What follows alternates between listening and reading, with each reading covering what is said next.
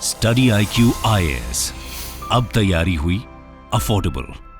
नमस्कार दोस्तों आपने ज़्यादातर नोटिस किया होगा कि हिमाचल प्रदेश एरिया से आपको कम्युनल वायलेंस जैसी खबरें सुनाई नहीं देती हैं, लेकिन पिछले 3-4 दिनों से लगातार शिमला में मस्जिद को लेकर एक विवाद हो रहा है, जिसको लेकर काफ़ी ज़्यादा आप सुन रहे होंगे। ये खबर आप देख सकते हो, locals cops clash in Shimla during protest over illegal construction in mosque. तो यहाँ पर बताया जा रहा है कि एक पार्टी ऐसी है, एक तरफ ऐसा है जिनका कहना है कि मस्जिद जो है वो इलीगल तरीके से बनाई गई है, यहाँ पर दूसरे पक्ष का कहना है कि नहीं, ये गलत है, ये उनकी ही प्रॉपर्टी है। तो यहाँ पर हम डिस्कस करेंगे कि एग्जैक्टली ये मामला क्या। आप में से बहुत से लोगों ने रिक्वेस्ट किया कि आखिरकार शिमला में चल क्या रहा है, ये मस्जिद विवाद है क्या, संजौली मस्जिद विवाद इसको बोला जा रहा है। तो आपको सब कुछ जानने को मिल जाएगा इस वीडियो में। चलिए आगे बढ़ते हैं, लेकिन उससे पहले मैं आप सबको बता दूं, आप में से जो भी लोग 2025 की यूपीएससी की तैयारी कर रहे हैं, इसमें एक बड़ा डिस्काउंट चल रहा है हमारे 10th एनिवर्सरी के दौरान। 15 सितंबर तक आपके पास मौका है। ये जो नया बैच स्टार्ट हो रहा है, इसके अंदर आप एनरोल कर सकते हैं एट अ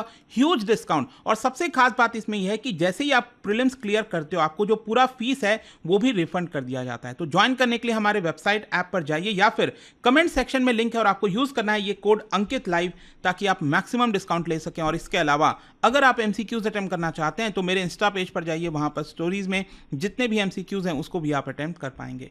चलिए शुरुआत करते हैं और सबसे पहले देखते हैं कि एग्जैक्टली हुआ क्या है। देखिए, मैं आपको मैप दिखाता हूं। हिमाचल प्रदेश, इसकी जो राजधानी है शिमला, जैसा कि आप देख सकते हो, ये पूरा मैप है उसका।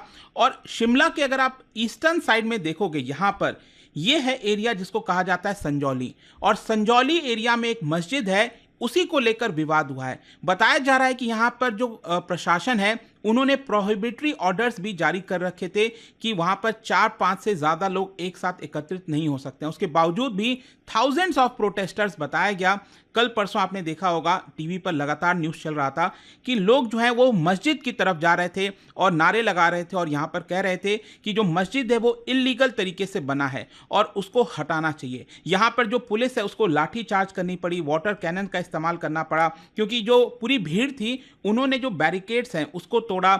यहाँ पर बताया जा रहा है कि पत्थरबाजी भी की गई। यहाँ पर कुछ जो प्रोटेस्टर्स हैं और साथ ही साथ पुलिस ऑफिसर्स हैं, उनको इंजरी हुई है इस पूरे दौरान और उनको हॉस्पिटल भी ले जाया गया है। देखिए, इस पूरे प्रोटेस्ट के अंदर बताया यह भी जा रहा है कि बहुत सारे जो हिंदू आउटफिट्स हैं, जैसे हिंदू जागरण मंच, वो सब भी शामिल हुए थे और उन्होंने पहले से ही यहां पर पूरा प्रोटेस्ट का प्लान बना रखा था। डिस्पाइट जो मैंने आपको बताया, सरकार ने प्रोहिबिटरी ऑर्डर्स जारी किया हुआ था। इनिशियली आप देख सकते हैं यहां पर जो प्रोटेस्टर्स हैं वो बताया जा रहा है कि शिमला से ही थे, लेकिन आसपास के डिस्ट्रिक्ट से भी जो प्रोटेस्टर्स हैं वहां पर पहुंच गए।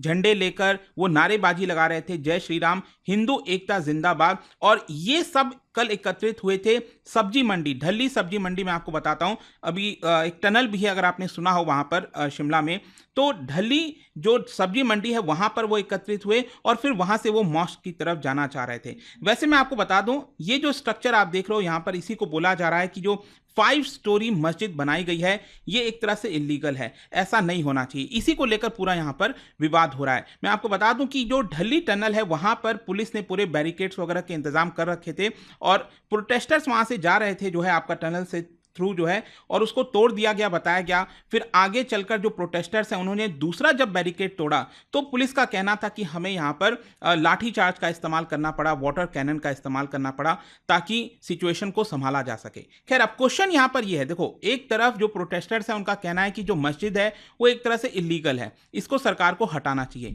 दूसरी तरफ जो सरकार है उनका क्या कहना है? देखिए, यहां पर जो मीडिया एडवाइजर हैं टू हिमाचल प्रदेश सीएम नरेश चौहान, उनका बेसिकली ये कहना है कि ये सब कुछ बीजेपी की साजिश है, जो ऑपोजिशन है उनकी साजिश है और वो जानबूझकर इसको हिंदू मुस्लिम इशू बनाने की कोशिश कर रहे हैं। और उनका कहना है कि देखिए, जितने भी लोग प्रोटेस्ट में शामिल हुए थे, 20-25 लोगों को मैं जानता हूं, दे आर बीजेपी वर्कर्स और वो बीजेपी के टिकट पर खड़े भी हुए थे। तो बीजेपी की इसको जो है एक नेशनल इशू बनाना चाहती है, बट ये बिल्कुल भी हिंदू मुस्लिम इशू नहीं है, ये एक लॉ एंड ऑर्डर सिचुएशन है जो हम संभालने की कोशिश कर रहे हैं। साथ ही साथ उनका यह भी कहना है हिमाचल प्रदेश सरकार का कि सीएम ने सख्त निर्देश दिया है कि अगर ये अनऑथराइज कंस्ट्रक्शन है, अगर ये मस्जिद गलत तरीके से बनाई गई है तो इसके ऊपर कड़ी कार्रवाई की जाएगी। लेकिन यहां पर कुछ लोग इसका पॉलिटिकल अपॉर्चुनिटी उठाना चाहते हैं और साथ ही साथ बाहर से भी लोगों को लाने की कोशिश की जा रही है, शिमला के बाहर से, और उसके ऊपर हम पूरा सिचुएशन निगरानी रखे हुए हैं ताकि यहां पर लॉ एंड ऑर्डर सिचुएशन ना बिगड़े।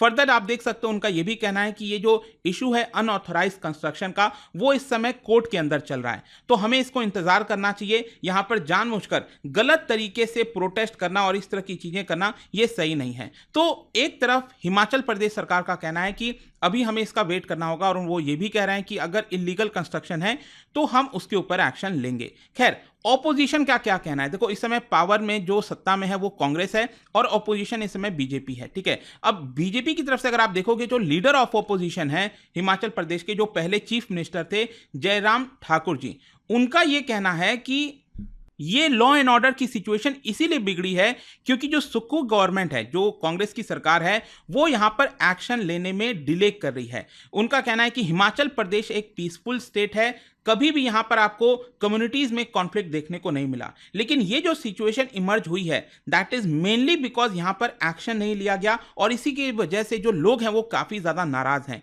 साथ ही साथ उनका यह कहना था कि जो सेंटिमेंट्स है हिंदूज का, लोकल पीपल का, उसको रेस्पेक्ट करना चाहिए। यहां पर प्रोटेस्ट का जो ऐलान किया गया था उसके बावजूद भी एक तरह से पुलिस ने जो नया वाला सेक्शन आया है 163, जो नया क्रिमिनल कानून आया है, आपको पता होगा, पहले ये सेक्शन कहलाया जाता था 144, आपको याद होगा, ठीक है, जिसमें 5 से ज्यादा लोग जो है वो एकत्रित नहीं हो सकते थे।